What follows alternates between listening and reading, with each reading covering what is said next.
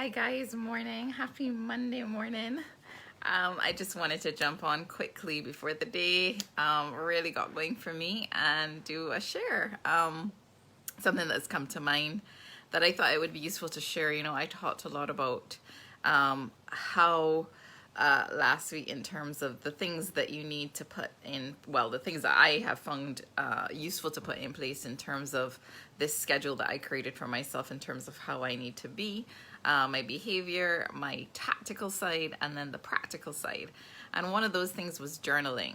And I know that sometimes there's some misconceptions or misunderstandings about journaling, how people see it and think, you know, what is the point of this? Or is it just me downloading all my feelings into a book? And really and truly, do I want to do that? And I just want to encourage you that it's a bit more than that. You can make it into whatever you want it to be. Some people, one of my clients does a gratitude journal every single day at night before they go to sleep. Write down 3 to 5 things that they're grateful for. And that could be a start to what journaling could expand into, just because it's so powerful. At the beginning of a day, what you could do is set an intention. And you can have a journal that you wake up each day and say, okay, what are my intentions for the day? What are my intentions for the week? And then break it down per day. That's also really powerful. It's something that I encourage everyone to do because it's so powerful when you set an intention each and every day. You're more than likely to, accomplish it. And when you write it down, it's even more powerful. There is so much power in just writing something down and setting an intention. So that's another thing that could be journaled. When I look at my journal, and I look through the things that are in here, it's a variety of things. Sometimes it's a quote that really resonates or stands out to me, and I kind of explore the quote in terms of what it means to me. Sometimes I'm writing a prayer down. Sometimes I am writing how I'm feeling about a certain situation or circumstance.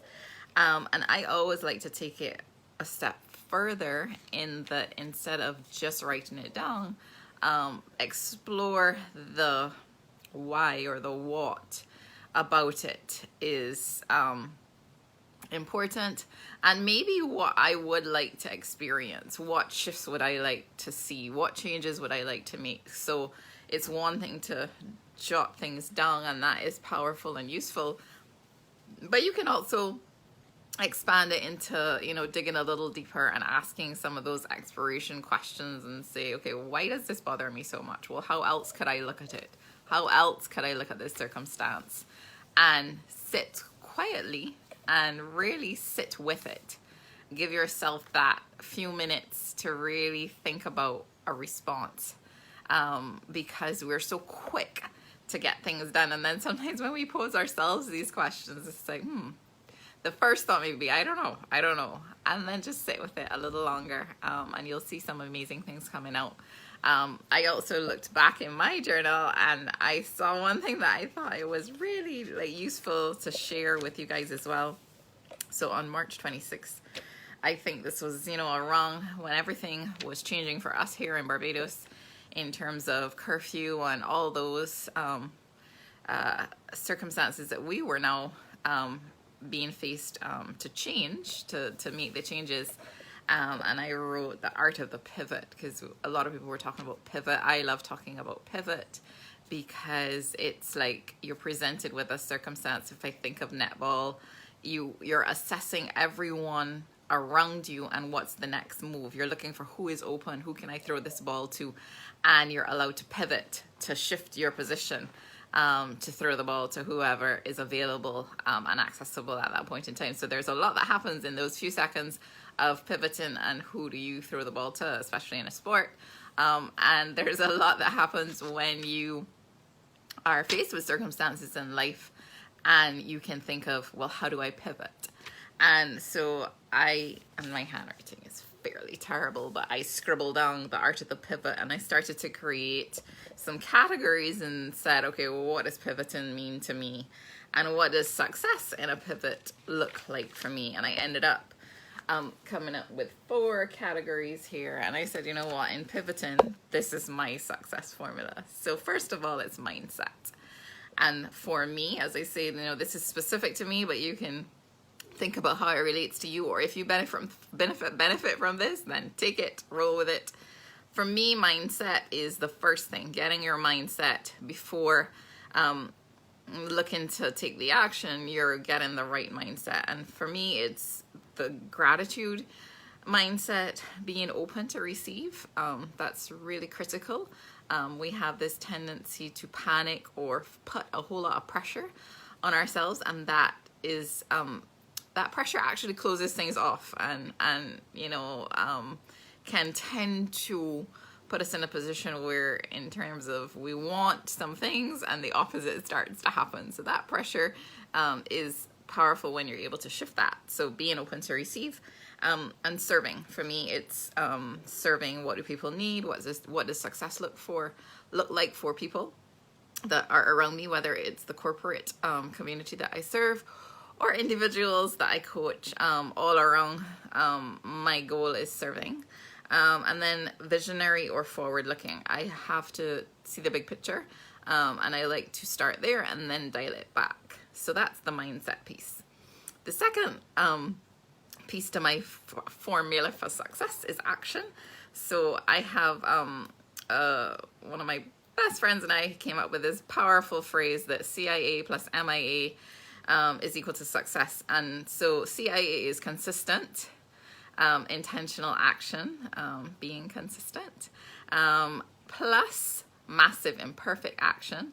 So it's consistency, but it's also just doing it regardless. It doesn't have to be perfect. It's really the formula for success in relation to action. And for me in here, I detailed it as, you know what, when you have consistent intentional action, massive imperfect action, it does result in creativity. It has to. And it is able to show you the next step and the next step and the next step. And that is so critical when you are trying to pivot in these times. Absolutely. So we have mindset, we have action. And I have found that when we combine, or when I combine mindset plus action, here are some of the results that I tend to get when I am in this state of flow, in this place of pivoting. I definitely am able to collapse time and space, and that just means that I get a whole lot more done than I normally would in any given time. So I'll allot myself specific times. I tend to have increased productivity. I tend to work in a more peaceful state. I have it here, working with grace and ease. That's always wonderful. And I am accomplishing beyond my expectations, that whole setting intentions and all that lovely stuff, of taking that, you know, the formula, CIA plus MIA. And inevitably the answers come. You know, we get stuck sometimes with like, what's the answer? And the answers do come when you tend to have the right mindset, when you're taking the actions. And finally, the fourth component is what I call the feeling component. And I thought about, how do I feel when I am able to function in this manner? And I have 4 things. The first thing is joy, absolute joy, happiness, fulfillment, and satisfaction. And so in journaling, this is something that when I have given myself, you know, and this may have been 20 minutes to half an hour, just starting with scribbling, you know, what is the art of the pivot? What does this look like? And then drilling down and giving myself that space to create and journal, and come out with something that is really useful for me, and that I can also share with others. And so really and truly, I just wanted to expand what your view of journaling is and how you can use it, that it's not a touchy, it doesn't have to be all touchy-feely. It can be very creative and very purposeful. It can help you dig down to figure out some answers that you may be seeking.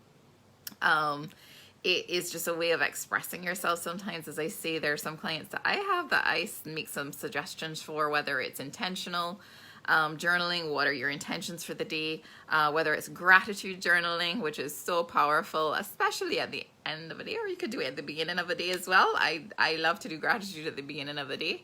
One of my coaches challenged me, and it's become now a very big part of my life in terms of intuitive journaling. And that is when you have really started to flex that, and actually it helps you use that intuition muscle and do intuitive journaling. And all that meant is that, you know, I may pose a question and say, okay, well, what's intuition telling me about this? That one is definitely one where you have to where you tend to sit quietly and listen for a little bit to what intuition is saying. And that is a way of growing your intuition muscle. That is like any other muscle. If you're trying to build biceps or whatever, you know, yoga, I'm building all kinds of muscles now. And actually this morning we did she said to do this crow pose. Well, I just smiled at that. I said, yeah, I'm gonna aspire to that, but I'm not quite there yet. So I held the other basic pose.